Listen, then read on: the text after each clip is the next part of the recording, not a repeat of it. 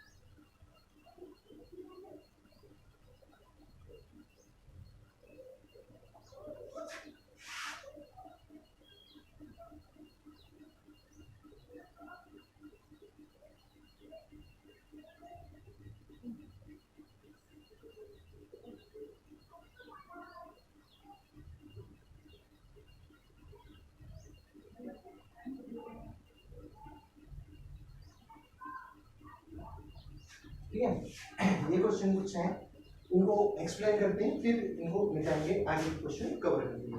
पहला देखिए, वंदे मातरम योजना जो है महिलाओं से संबंधित है।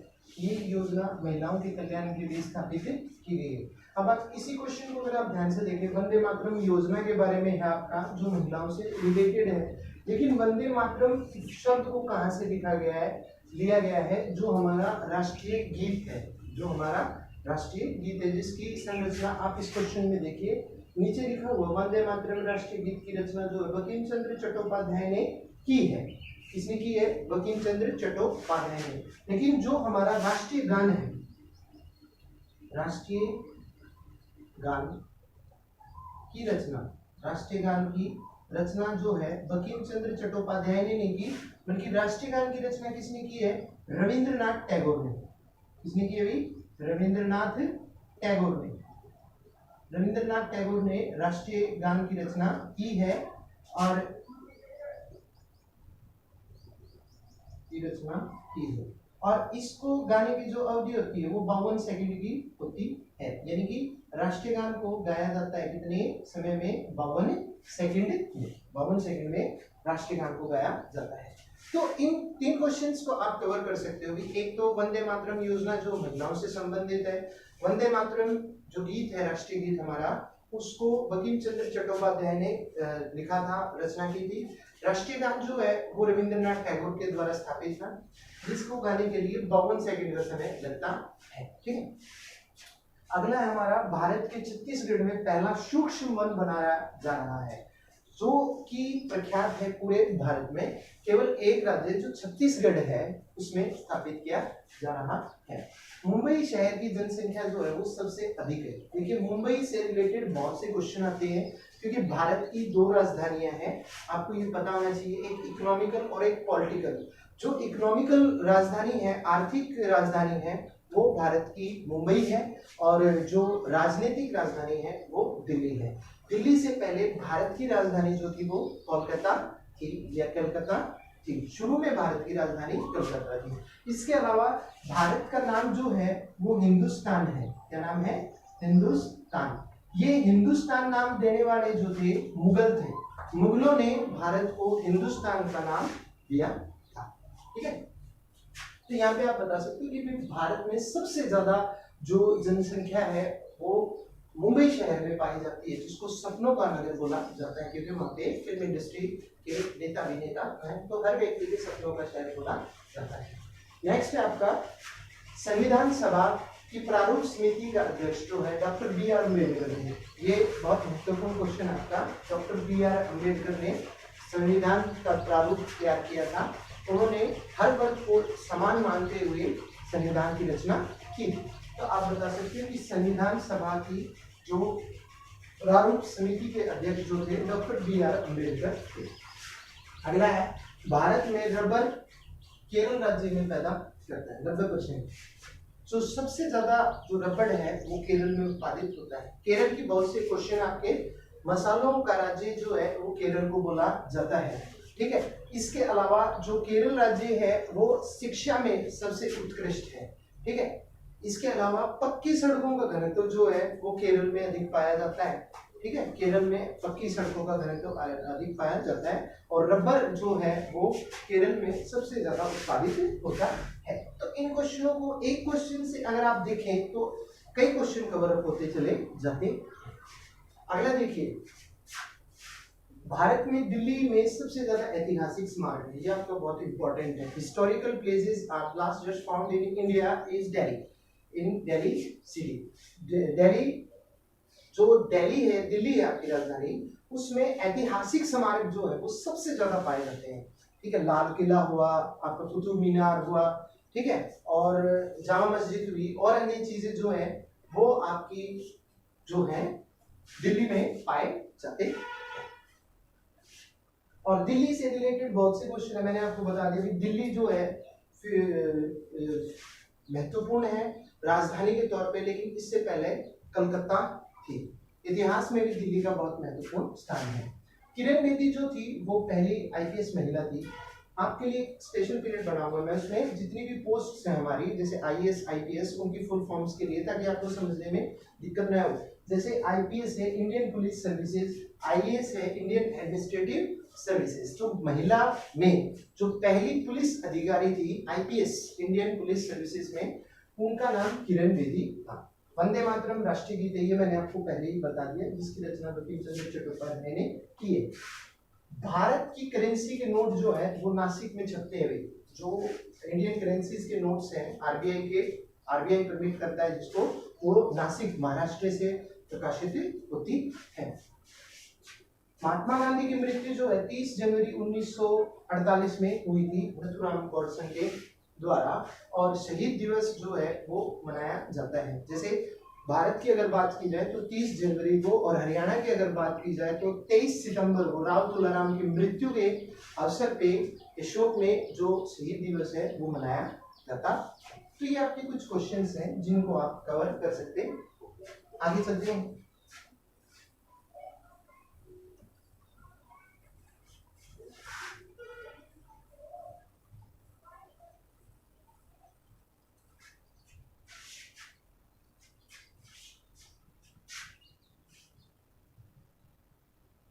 अगला देखिए, बिहार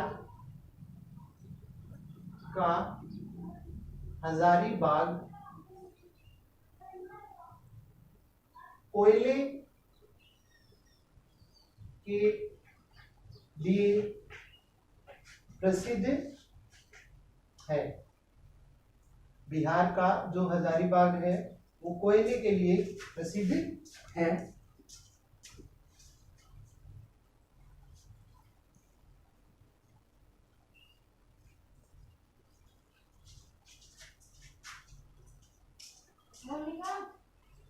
14 सितंबर 1949 को हिंदी को राष्ट्रीय भाषा घोषित किया गया। इनको हम डिस्कस करेंगे, एक बार लिख देता हूं मैं।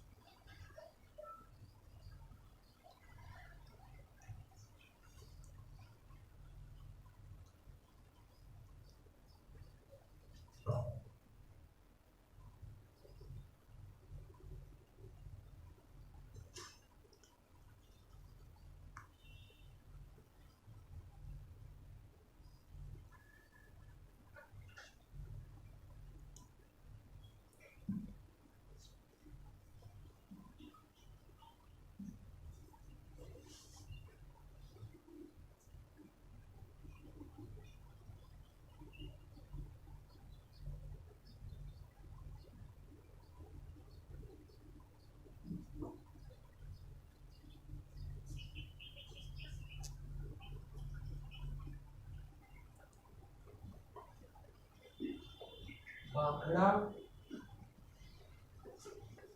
नंगल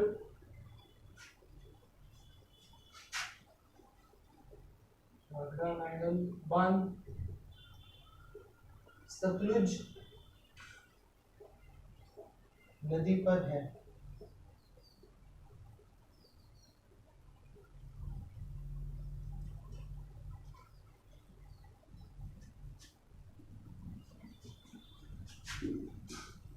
भारत में अंग्रेजी शिक्षा को लाने वाले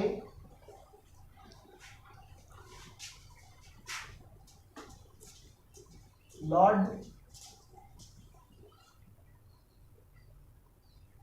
मैकाले थे।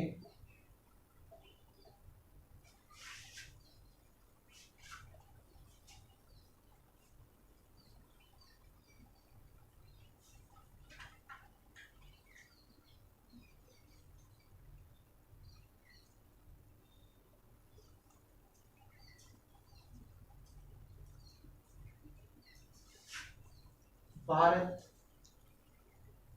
के उदय शंकर नृत्य से संबंधित है।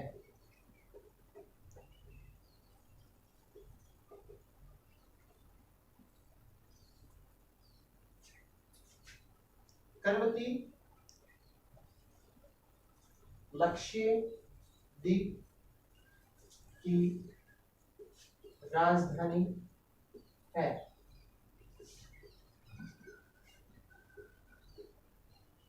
जवाहरलाल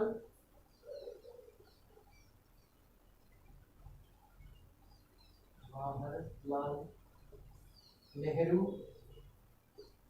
ने डिस्कवरी ऑफ इंडिया नामक पुस्तक लिखी।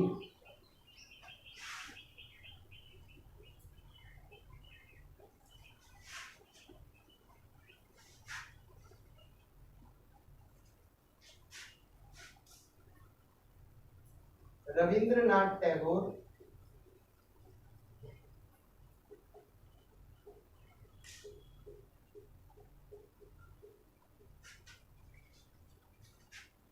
नोबल पुरस्कार लेने वाले प्रथम भारतीय हैं।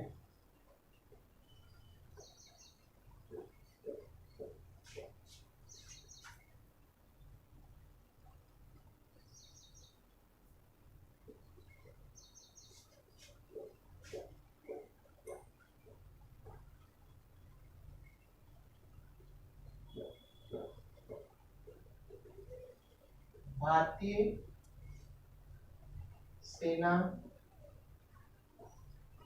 में रीजन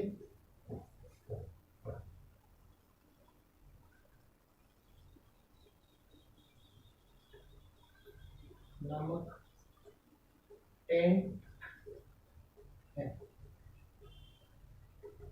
ठीक है, तो ये आपके कुछ क्वेश्चंस हैं। देखिए, सबसे पहले तो जो बिहार का हजारीबाग है उसमें उसके लिए जो बिहार का जो हजारीबाग है वो प्रसिद्ध है किसके लिए? कोयले के लिए।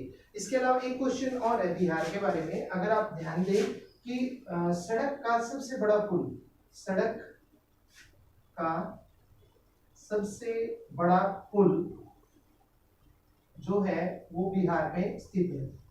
बिहार में स्थित है और इसका नाम क्या है भाई? महात्मा गांधी सेतु पुल, जिसका नाम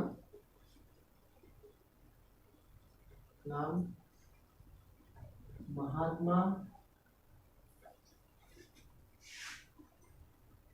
गांधी सेतु है। ठीक है, तो बिहार के बहुत से क्वेश्चंस हैं कि भाई एक तो महात्मा गांधी सेतु है और दूसरे आईपीएस अधिकारी जो होते हैं वो सबसे आईएएस और आईपीएस जो होते हैं वो बिहार के सबसे ज्यादा लगते हैं। लेकिन बिहार की जो शिक्षा दर है रेट है परसेंटेज वो कम है बाकी स्टेटों की तुलना में। लेकिन ये भी बिहार की विशेषता है कि जो आईपीएस या आईएएस होते हैं वो बिहार के ज्यादा लगते हैं। तो बिहार का क्वेश्चन आपका हजारीबाग में बाग जो प्रसिद्ध है किसके लिए, कोयले के लिए। इसके अलावा 14 सितंबर 1949 को हिंदी को राष्ट्रीय भाषा घोषित किया। देखिए इसमें थोड़ा सा आपको समझना पड़ेगा। पहली बात तो हिंदी हमारी राष्ट्रीय भाषा नहीं है।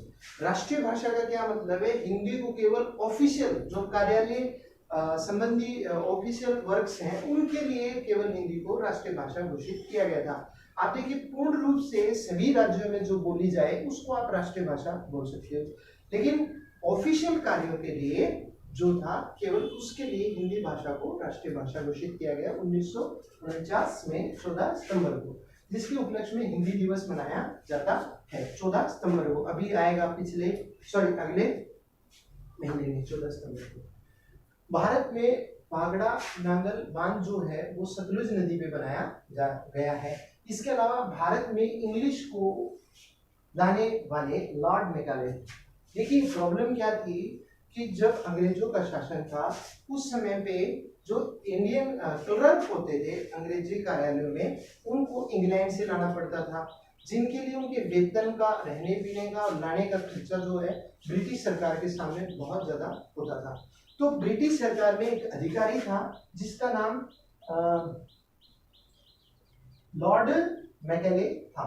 लॉर्ड मैकेले ने एक प्रपोजल या एक प्रस्ताव रखा, why should we should teach English to the people of Indian peoples, कि जो इंग्लिश है वो हमें सिखानी चाहिए भारत के लोगों में, ताकि जो महंगे कलरक हमें इंग्लैंड से प्राप्त हो रहे हैं वही कलरक हमें सस्ते रूप में भारत में ही प्राप्त हो जाए। लेकिन इसका इन्वर्स हुआ, उल्टा हुआ कि जो बिहार का बंदा था, जो केरल के बंदे की भाषा नहीं समझ पाता था, या पंजाब के बंदे की भाषा नहीं समझ पाता था, लेकिन गुलाम पूरा देश था, तो इंग्लिश ने एक अहम रोल प्रदान किया एक कम्युनिकेटिव लैंग्वेज या संचार के माध्यम से, ताकि बिहार का बंदा, केरल का बंदा और पंजाब का बंदा इंग्लिश के द्वारा ये समझ पाए कि उनकी तरह ही वह भी गुलामी से पीड़ित है। तो एक तरह से आप कह सकते हो भारत को आजाद कराने में सबसे अहम योगदान जो था वो इंग्लिश भाषा का था, और उसको इंट्रोड्यूस करवाने मैकाले। भारत में उदय शंकर जो थे वो नृत्य से संबंधित हैं। करवती जो है लक्षद्वीप की राजधानी है। आपने मैप में देखा होगा नीचे की तरफ अंडमान निकोबार लक्षद्वीप जो है उसकी राजधानी लक्षद्वीप की जो है वो करवती है। जवाहरलाल नेहरू जो भारत के प्रथम प्रधानमंत्री थे, मोतीलाल नेहरू के पुत्र, उन्होंने एक पुस्तक लिखी जिसका नाम डिस्कवरी ऑफ इंडिया है, कि भारत कैसा होना चाहिए, आदर्शवादी भारत, और क्या क्या उसकी प्रख्यात विख्यात चीजें होनी चाहिए। रविंद्रनाथ टैगोर पहले भारतीय थे जिनको नोबेल पुरस्कार प्राप्त हुआ था। ठीक है, उनकी रचनाओं के कारण गीतांजलि इत्यादि जो पुस्तक है महान है रविंद्रनाथ टैगोर, गीतांजलि जैसी पुस्तकों की उन्होंने रचना की। भारतीय सेना में विजयन टैंक है। आपको मैंने एक क्वेश्चन बताया था, आपने प्रीवियस नेशनल जीके में पढ़ा हो कि तीनों सेनाएं जो थी हमारी थल सेना, वायुसेना और जल सेना, इनका जो अध्यक्ष होता है या जिसको भारत का देश का पहला नागरिक बोला जाता है वो कौन होता है, राष्ट्रपति होता है। तो तीनों सेनाओं की ताकत जो है वो किसके हाथों में होती है, राष्ट्रपति के हाथों में होती है। और उसी सेना में जो विजयन टैंक है भारतीय थल सेना में, तो आप यहाँ बता सकते हो भारतीय थल सेना में विजयन टैंक है। अच्छा, ये मैंने आपको बता दिया है कि भाई भारत का सबसे लंबा पुल जो सड़क का, ध्यान दीजिए सड़क मार्ग का जो सबसे लंबा पुल है वो पटना में स्थित है, जिसको महात्मा गांधी सेतु पुल बोला जाता है। तो ये कुछ क्वेश्चंस थे आपके लिए नेशनल जीके के जो मैं आपके लिए लेके आया था। उम्मीद करता हूँ ये आपको समझ में आए होंगे। यदि आपको कोई त्रुटि या कमी लगे तो आप उसे कमेंट बॉक्स में मेंशन कर सकते हैं। मिलूंगा मैं आपसे अगली कक्षा में कुछ और महत्वपूर्ण जीके के क्वेश्चन लेके। जय हिंद,